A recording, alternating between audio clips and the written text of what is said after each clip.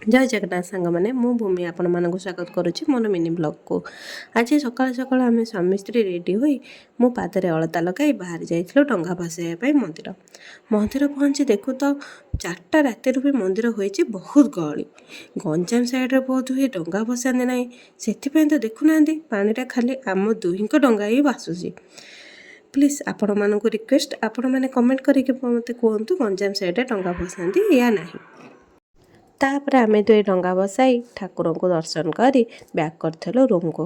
आउ रूम को आसी देखु तो आज आम बुढ़िया धन उठी पड़ी 5:30 रु आपण मन कर हाय आउ से फूल चांगुड़ा को धरी बाहरी पड़ी पुणी जीवे बोले मंदिर। तापर मो ऑफिस पे रेडी होई ब्रेकफास्ट मैगी खाई पिला मानक मोर टाटा बाय बाय करी बाहर जाइथिले कर्मस्थल को। ये देखुना मु गोटे आतंकवादी भाई देखा जाऊनी कि हा हा। तापर पहुँच जाइली मो कर्मस्थल जोटिक आज आमर इम्युनाइजेशन चली दीदी इम्युनाइजेशन दौला आ बस डॉक्यूमेंटेशन करूली। तापर रूम को आसी देखे तो आम बुढ़िया धन बुली बुली करुँच हाम आई खुआई दौरान आम बुगु बाबू डुंगुल को खाइबा दौरान।